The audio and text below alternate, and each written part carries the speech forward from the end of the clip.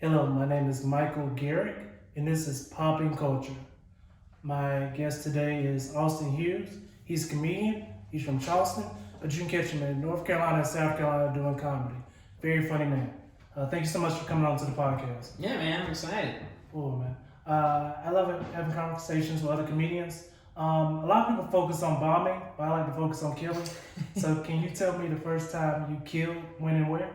I feel like the first time I was like super confident was hosting a mic in Charleston, Purple Buffalo, and I was hosting way before I was prepared to. I just got the opportunity and we started doing it, and it was like we were doing it during quarantine and all that, and like the first time we had a couple people there.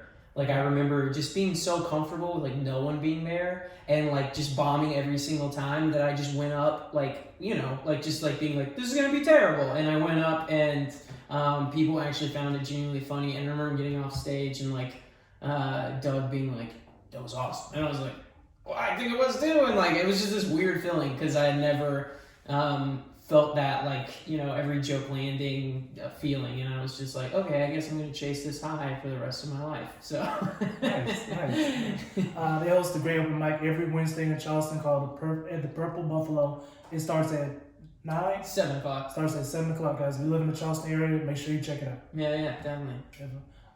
Has anything compared to that feeling before? Anything you've done before? Yeah, I mean, like sex is good, you know? Just so you know, Doug. I mean, Austin, I'm sorry, I apologize. When you say Doug, you brought up Doug. But yeah. Austin, I want you to know that's the number one answer. Like, yeah. like, right now, like, killing and sex are like, everybody's like, yeah, well, I got this one thing that beats it. Or for me, like a beer after work. Like, after, like, if I pull off, like, a double, like I remember, like, I was working at a restaurant where we would open up, like, I'd have to get there, like, 6 a.m., and then, like, sometimes we wouldn't get out of there until, like, 11 p.m., and, like, sitting down and having a beer. Like, you feel your legs, like, tingle, like, because you've just been standing the entire time, and it's just, like, that's a good feeling, too. That's a good feeling, too. Nice. Yeah, true. It's funny, I'm sober now, but I still drink like non-alcoholic beer because it tastes good. I like beer with food, like burgers and certain. Yeah, definitely. But it's crazy. I still get that feeling after a 16-hour workday. Like I do. Like even if there's no alcohol there, I still get that. I guess subconsciously I get that vibe. What do you do? Like the Heineken 00 or either that or duels. Oh, duels. Whatever you do, I stay. Well, you're not sober, but never drink Beck's. Beck's? Yeah, horrible non-alcoholic beer. Really? It tastes like what I imagine Vicks tastes like. I've never tasted Vicks products, but like the yeah. Like that's that. My girlfriend's not sober, but I was like, hey, just taste this, and she was like, what is this? I was like, I can't put it into words. Yeah. And then I just thought I smelled it. It smelled like Vicks vapor rub. Oh gosh, that's terrible. And they turned that into a beer. Yeah, I almost like went and got like tequila to wash it out, but I was like, no, I gotta stay strong. Yeah. Oh, man, this is awesome. Was tequila your drink of choice? Tequila, ginger. It started with Hennessy, but Hennessy would like make me black out quicker. And then I went to tequila, and then eventually tequila made me black out. And after a while, I was like, you know what? I probably should stop blacking out. Yeah. I'm still processing through that. But tequila, I'm not drinking tequila as much anymore because tequila just makes me go to like everything. So like if somebody's like, you want to go do this thing? I'm like, yeah, of course. Like there's no no's in my vocabulary once I start drinking tequila. So I try and stay away from it because once I have one, it's like at work they call me, one of the bartenders calls me Johnny Two Shots because at one point after I got off work, every single time I would always order 2 shots of tequila and take them both. And then like just be like, well, the night started, and just like go about my day, and that's where I was. That's a cool nickname, though. I'm not gonna lie, man. Keep that. Keep that. You sound like an old like Western cowboy. Yeah. Johnny Two Shots. Okay, cool. Yeah, that's an awesome nickname. Man, that nickname took off my whole. Like, that's another question. I'm telling you, it's a good one. It's a good one. I would definitely stick with that nickname. That is perfect. Like, don't let nobody steal that one. Oh no. If you ever not want to use your real name, that's a great state. No, I don't want to say state. Johnny Two Shots. Yeah, I'm not a stage name type of guy. I feel like you're like pretending to be like not knocking anybody, just me personally. I feel like if I use like a stage name, like I feel like I'm like comparing myself to like a superhero at that point, you know, or like a wrestler. You know, I feel like there's so many like I don't know, like we're about to talk about rap or whatever, but like in like I rapped like in you know like and I've still got stuff out there or whatever, but like I just like I feel like it's so strange to like have like a different name, you know, like I just like I don't know, like I feel like you have to like there's always going to be for me there's always going to be some insecurity that I'm like you know, making myself bigger than I am. And I'm not saying like other people do that because it's kind of like the culture in like rap to do that and in wrestling and all that stuff. But like, it's it always felt weird. It always felt weird. Like I had to, like when I picked a name for myself for like my music and stuff like that, I just did Aus because like that's what some people called me at work and it wasn't my name. Like, cause like up until recently I didn't have a nickname. Maybe if I had rapped more recently, I would release a mixtape under the pseudonym Johnny Two Shots, but I didn't have that at the time. So, where can they find your music? Yeah, I mean, it's on Spotify. Okay. It's just awesome. I mean, I don't know if they'd even be able to find it. It's buried. But yeah, I mean, I like making music. I got into like rap and stuff back when I was younger, and I was a church boy. I was Okay. very much into church, so I did Christian rap at the beginning, and then slowly realized that's so corny, and I stopped doing it. Like Chance the Rapper Christian rap or like Christian rap? Like Lecrae Christian rap. I don't know if you know Lecrae. Okay. Like that level. Okay. And then I think by like senior year of high school, it became because I was doing it like when I was like in 8th grade. Okay. And then I think it became like Chance the Rapper. Like I'm obviously nowhere close to that level of ability, but it became like more that level where it was like, you know, overtones rather than like all the content, you know, like because I feel like I don't know Christian rap, like I feel like it's like putting a hat on a hat, where it's just like rap is about like genuineness, like that's why like it's so important to be like quote unquote real in like rap and stuff like that, especially like rap, like not like and especially when I talk about like rap, I'm not speaking on like hip hop necessarily, because hip hop is like a culture in itself, but like rap is like an art form. Like it seems as though like there are certain like 10 commandments to say or whatever, and so like to say like Christian rap, it's just like, shouldn't that be evident in your work? Like why are you having to say it in your genre, you know? Like it's just, I don't know, I've got a whole like a year's worth of thinking about that, but you know, that's besides the point. Well, I'll try to find it, man. I'm excited to hear it, man. I'll try to find it. You said Spotify? Yeah, it's on Spotify, SoundCloud, all that stuff. Nice. I'll try to find it. But right now, man, doing comedy, man, you're really killing it. Every time you get on stage, I get excited, man. Like you never know what you're gonna say, but it's always funny. So. Well, thank you, man. Thank you. Yeah, I'm working at it. You know, I'm trying to figure it out. You know, you'll get it. Yeah. So the topic we're gonna be discussing is rap. You decided the topic. After hearing that you used to rap, I kind of get why you chose the topic. So we'll just talk about how rap influenced pop culture, and we'll talk about some of the evolution. I did a little research. I didn't realize like rap started 1973 in the Bronx, New York. Mm-hmm. It started by this DJ called DJ Cool Here.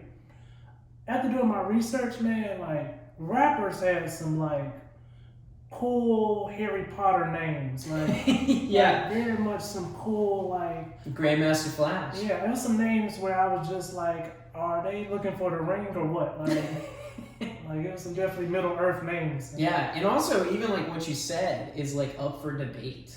Like some people think it was DJ Kool Herc, and some people say it was Grandmaster Flash. Like both of these people, because it was like invented around the same time, because both of these guys were DJs, and so like it was born during a time where like the Bronx was like burning, so like everything's falling apart, and they would have these like parties in like, you know, fucking warehouses and shit. And like apparently, like people just don't like. I mean, you know, there's people who claim it's DJ Kool Herc, there's other people who claim else, and also it's like where does it become hip hop, and where was it, you know, before, like where was the breaking point? Was it using turntables? Was it just using the break beat for the dance of like the song? Was it when breakdancing was invented? Was it when somebody first like rapped? So it's like,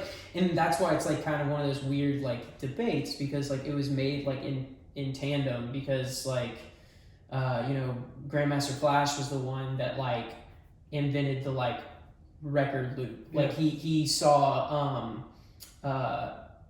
Audio Technics record player, and it was the only record player at the time that had strong enough gears. So like people with other record players couldn't even do it, because like when he would pull it, like it wouldn't bounce back fast enough. And like he was trying to do it, and he invented like the crayon dot, so you knew where the beat needed to get back to, and like so crazy. There's like a Netflix thing called Get Down, and it's about it's like a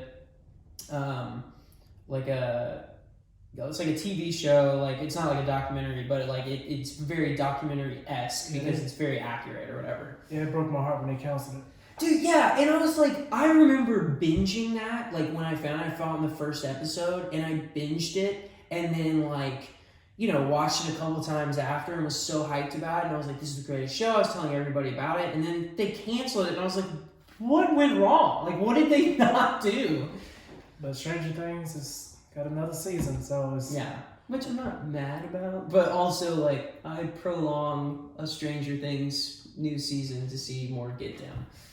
But yeah, but you've seen Get Down, right? Yeah. So Get Down is almost like Grandmaster Flash's. I might be saying it wrong. I don't know if it's Grandmaster Flash or it's just Grandmaster, but either way. But that's his like attempt to let the world know he invented it and not DJ Kool Herc. Because a lot of people. Wow, I can see that. Yeah, because and that's the thing. Because he's one of the people who like made that series, and it's his attempt to like let everybody know I'm the one who created it. He actually went on Hot 95 and did like this thing where he's like showing like them like how he like invented it, and it's just so funny because they're still arguing about this today. Kool Herc is alive? I don't know if Kool Herc is alive, but I know that like old head hip hop heads, like it's like the Biggie Tupac debate, like who's better, and it's like who knows? Like, you know, it's like they're both artists, and it's also one of those things where like, you know, it's such a conversation, like it's almost like they're trying to have a conversation in a vacuum, but you can't have that conversation in a vacuum, because like you can say like Biggie's the greatest, like look what he was doing when he was 19, and it's like, yeah, and his catalog is like less than 5 albums. Like it's like, you know, who knows what he, like, you know, like I don't know.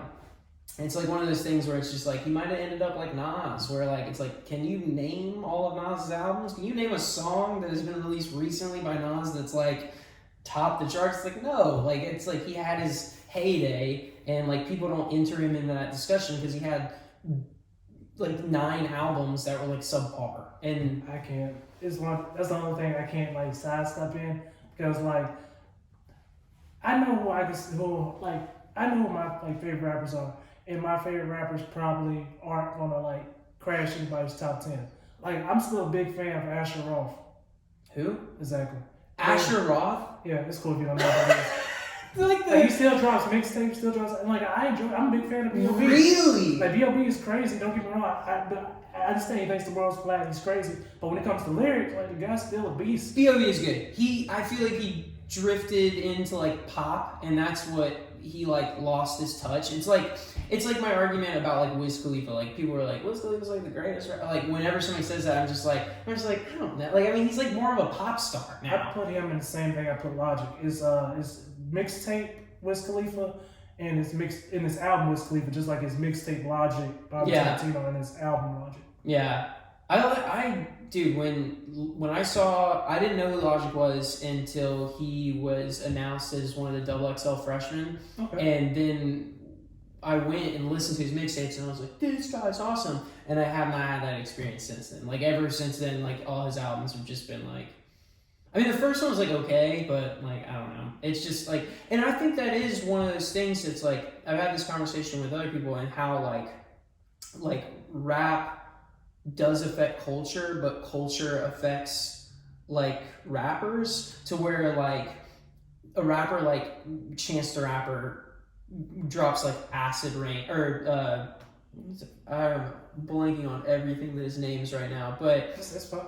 but he drops his mixtape, right, and like it's fundamentally extremely different from anything before it, right, and so he affects the like culture of like what is rap and like what is like acceptable, because like if that had been released like a couple years earlier, it's like who's this like corny like likes Rugrats type guy, like it was gangster rap, like, you know, and it's like if you weren't this aesthetic, like you didn't fit in, and so he comes in, changes the culture, but then immediately like as he starts moving along in his career, culture affects him in the way that like he's trying to, you know, get to that heightened point like in his career, and so he starts doing the tactics of the industry, which is, you know, creating like catchy melodies and having like clear like mixing and like not using beats like in standard progressions that like pop hits are in.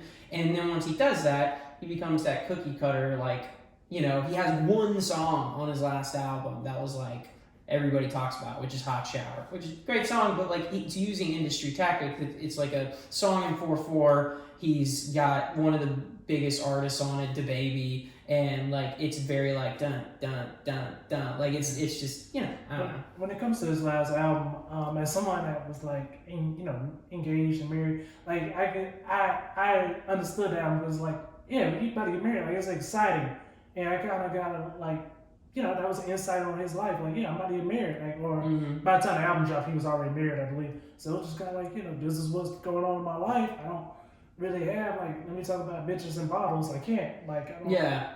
Well, and that also speaks to like how like whenever you get in conversations about like, you know, your top 10 or something like that, like how their life is like like how you almost want to like mesh with the life of like somebody that like, you know, you're around, like, so like when Chance the Rapper's first tape came out and he's talking about like doing drugs, smoking cigarettes, drinking, like, and, you know, all these crazy things, meeting for like one night stands and, you know, selling small amounts of drugs, like it's like at the time, like that was like, yeah, me too, like, you know, like, and then now he's talking about like getting married, like going to business meetings and making deals, and I'm just like, I don't know anything about this stuff. Like I was like, I'm just over here still doing that shit you were doing. Like, but like I definitely 100% agree. Like my favorite rapper is J. Cole. Like J. Cole, Big Crit. I love Big Crit.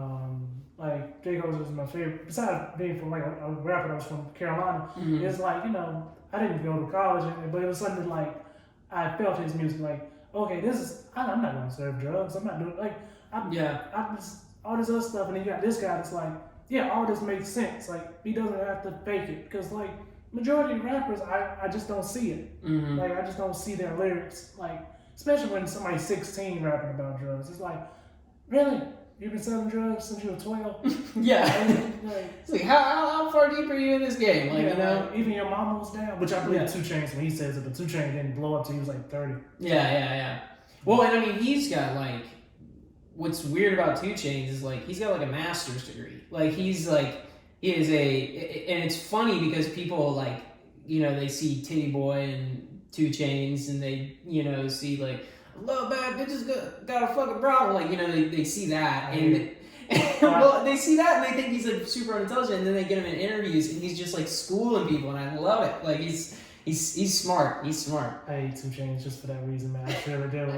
Like I just hate 2 Chainz a little bit, because I did like the NBA album. Like I thought that was pretty dope. The album from the hood to the NBA or something like that. I don't know. But whenever I listen to his lyrics, and then I remember that he has a master's degree, I'd just be like, God damn it, man. You don't have to be this person if you don't want to be. Like, No, but he's that person because it like markets. Like it's just like that's the crazy thing of like, you know, like, and especially like how different like rap is today. Like what you're talking about, it's like that like realness factor like doesn't seem to like, and it's such an old head stereotype for me to like talk this way, but like it's just like, and I'm not old by any means. It's just like when I started listening to like rap and learning about like what it was, like I was in a kitchen with a bunch of like older dudes who were like around when like the older music was like being released. Like they were in, you know, they were in their like 20s and like you know, fucking like Biggie and Tupac were like big things. Like NWA was a big thing, and like so like they talk about it as if it was like their music. And so when they were talking to me, they're like fuck all this shit on the radio, that shit sucks. Like listen to this is like real stuff. And so that's how I was introduced to hip hop. And so like, you know, my view on hip hop is a little bit different from my generations, because it's hard to take somebody like Black Thought from the Roots and like compare them to somebody like, you know, I don't even know who's big right now, but like somebody like, I don't know, like Lil Pump. Like it's just like, I know he's like a moniker for whack rap, but like, I mean, it released hits. Like, I mean, I like the song with Kanye. Like, this song's funny, but like, it's not relatable at all. it's man, I can't remember the producer that told me this, but it's true. You know, like strip club music is gonna sell either way. Mm-hmm. Like if you play it in a strip club, it's usually gonna be played in a lot of other places. Yeah, it just works out that way. But going back to the research I did, rap didn't become mainstream until 1979. Mm-hmm. Like think about every other genre that had been something like for years on years on years, and like rap, that is very new. 1979 is not a long time ago. No. It was so new that so many people thought it was like something that wasn't gonna last. Like it was just gonna have a hot like couple years, and then like like a lot of people didn't want to put money into rappers because they're like, this is gonna be around no time soon. But man, think about like the people that passed up on like money making opportunities just because they thought like, oh, this will come and go. It'll have one hot summer, but it did not. And I love the fact you're a little bit younger than me, I believe, but like you seem like you know the history of rap pretty well. Mm-hmm. How do you feel about party music, like the rap that was like more like partying and beef, like more than like before like drug dealing and everything else came into the mix? How do you feel about that? Like, I mean, like, I think there's a place for like music to be fun. I think the only thing is I think the difference between an artist who's that's all they do, like that's when it becomes like, all right, like can we get something? And also it's just like I don't think it's good for like a career, because like I mean you see the artists who like release these like just like party hits and like you know they're around for a little bit, but like they kind of become less relevant,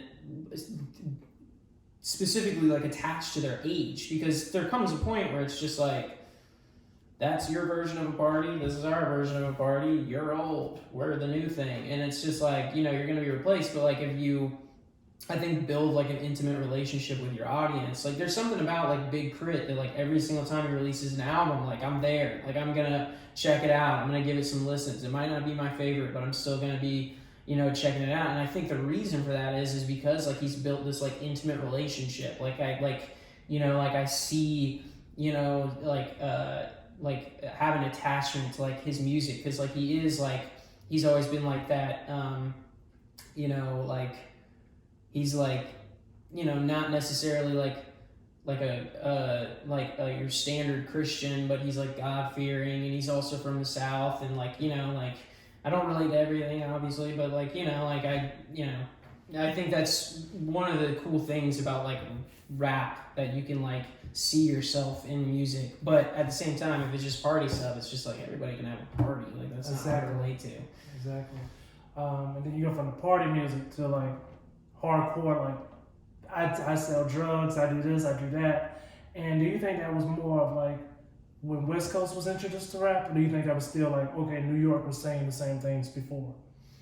I think New York was saying it. I think West Coast gets like a lot of credit for all that stuff just because that was like they became relevant around the time like gangster rap was like popularized, and also like NWA getting like the letter from the FBI that says you can't say fuck the police, like that. Those just like are big things that happened, but like you know the South was doing stuff too. Like I mean like they were around like making music. Like you've got like Pimp C and Bun B who were like, I mean Pimp C was like the epitome of like we're fucking selling drugs and we're killing motherfuckers and like that. UGK definitely had it. Yeah. And I mean, and that's why you know when it goes like, you know, everybody's like New York, and then like West Coast, and then like when Outkast finally like wins a Grammy, and in Andre 3000 gets up there and he's like the South has something to say, because for such a long time they're like overlooked and like they just weren't a part of the conversation. And one person we can't overlook, and I would say both. I would definitely say both because both of them were very influential. Was T.I. and Ludacris. Oh yeah, definitely. Like they were definitely other rappers that brought the South up. But when it came out, like we're calling out street names, we're calling out these areas, like they were really like, you know, let me tell you about where I live, and then like people in the South was like, oh, I know where that is. I know, especially I guess and even when it comes to Atlanta, like even people in other states, it was just like, yeah, I can more understand where they're coming from. Well, and I mean, in that, I don't know about T.I. I know that, like going back to talking about like old heads teaching me about hip hop and stuff like that. Like I have heard multiple very convincing arguments that like the trap music like started with T.I. Like he was like the one who like him and like Jeezy were like the ones who like started that whole trend and like have really molded where like hip hop has gone. But also like Ludacris was like a part of the Dungeon family, which was like such a crazy collective that was down south, like making some of like the biggest albums. So I don't know. I mean, yeah, I agree. Yeah, but like people really do sleep on Ludacris, man. I realized like once he became like a full-fledged actor, the people like quickly forgot. Like he was very influential in his time, and even now, like you still hear that in some people's lyrics, like just the loudness and aggression, you know. And that's one rapper I don't think anybody really wants to battle. And no, well, I don't punchlines are hurt. I don't know if you've I don't know if I can look it up right now, but I don't know if you heard, like, I don't know if he's released an album since this, but it was like 4 or 5 years ago he released an album. And I remember like looking at him and being like, Ludacris, Ludacris doing another album? Like, and I like started listening through it, and like one of the first songs, he's just like, no, I'm still amazing. And it's just like, the flows, like the wordplay, he's like going so fast, and like, it's just like, oh, dang, like, you can't sleep on him, man. Like, no, you cannot. You cannot. I think he said in the interview he got mad because one of his fans, like his fan's son was like, oh, that's the Fast and the Furious guy.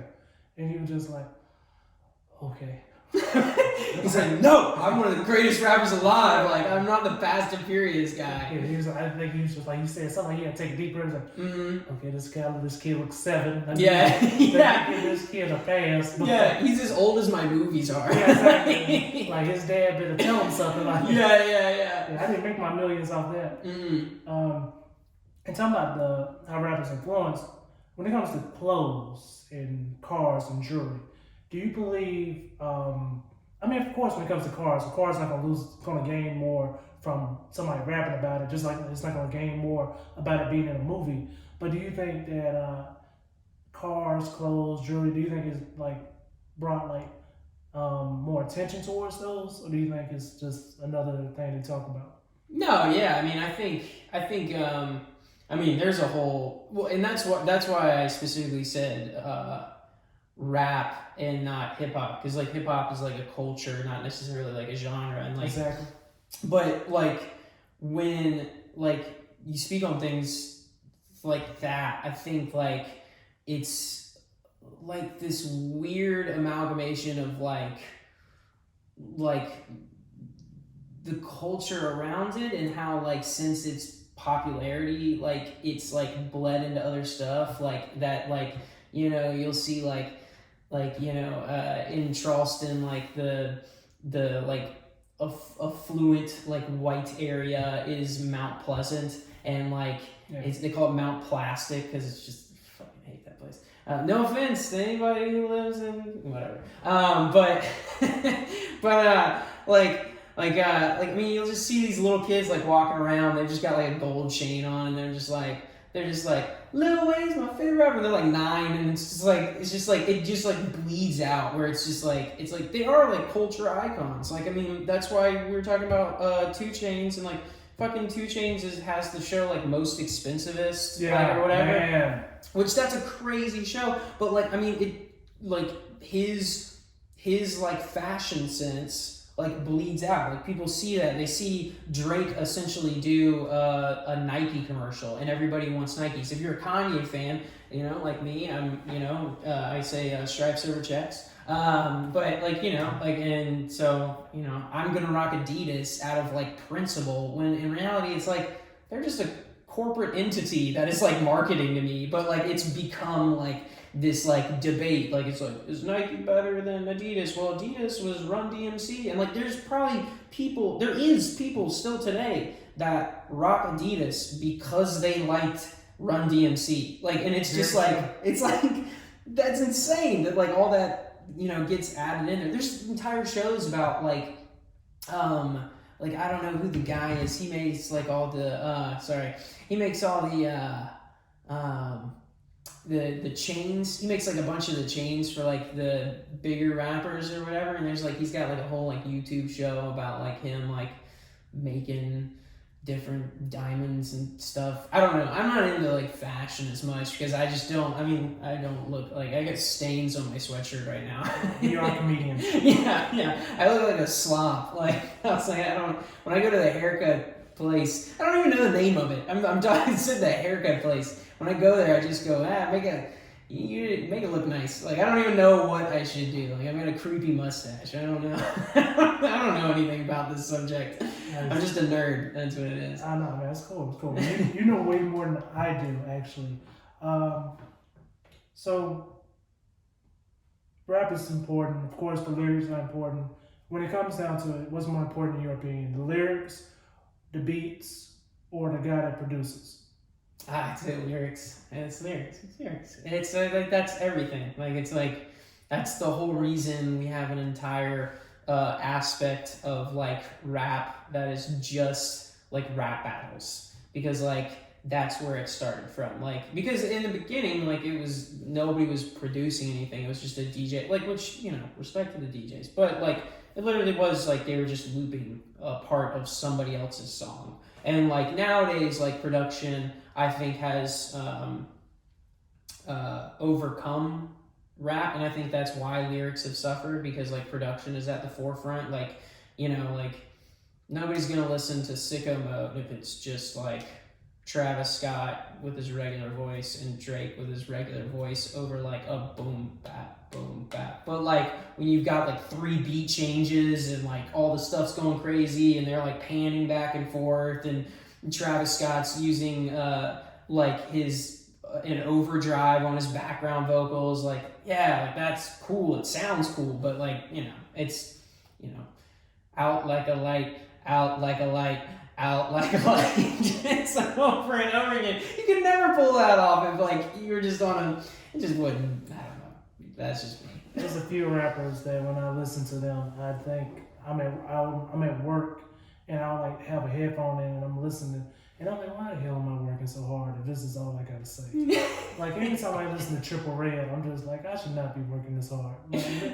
Like this is all I need to do. Like yeah, but I mean, and it's also, and that's one of the things like about like hip hop now, where like it really is like so much about production. Like it's about like marketing yourself and being the image that like a producer's music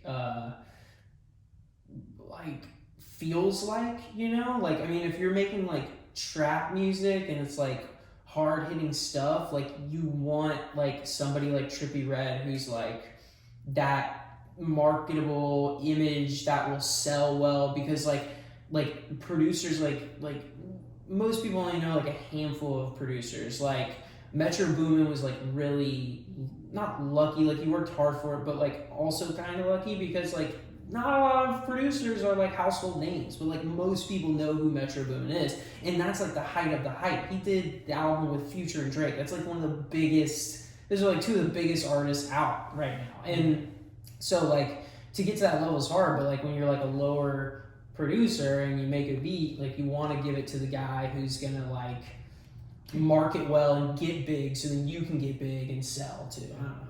I think Metro Boomin may have been like the first rapper to say his name on the beat. Either that or Zaytoven. I think there have been people before Metro. I feel like Zaytoven definitely was before Metro Boomin, and he did that. Yes, he was. I'm sorry. I said that backwards. Sorry, guys. I said, Zaytoven was the first, yes. He might have been. I don't know, actually, about that. But I do remember the first time I, like, recognized Metro Boomin, and it was on the Nicki Minaj, the Pink Print, I think is the name of the album. I believe so.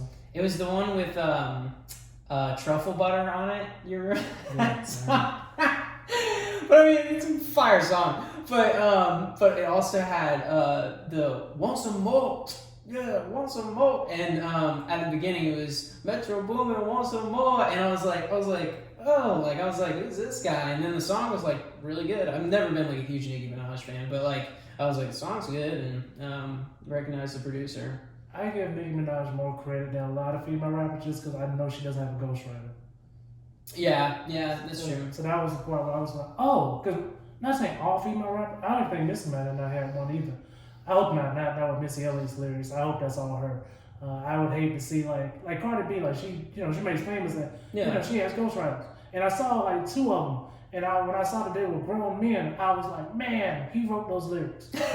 He wrote WAP. Yeah, I don't know if he wrote WAP, but I know he wrote Bodak Yellow, and she paid him well. Like, rich, you know? But I remember the lyrics from Bodak Yellow, and I just for some reason I'm not homophobic at all, but when I listened to the song and I know I saw the guy that wrote it, it was just like, man, that guy wrote this. All right. Yeah. I mean, it is strange. Like, I mean, ghostwriting is a whole other like aspect of this stuff. Like, there's huge camps full of people like that, like are writing for like one person or like one label, which is insane.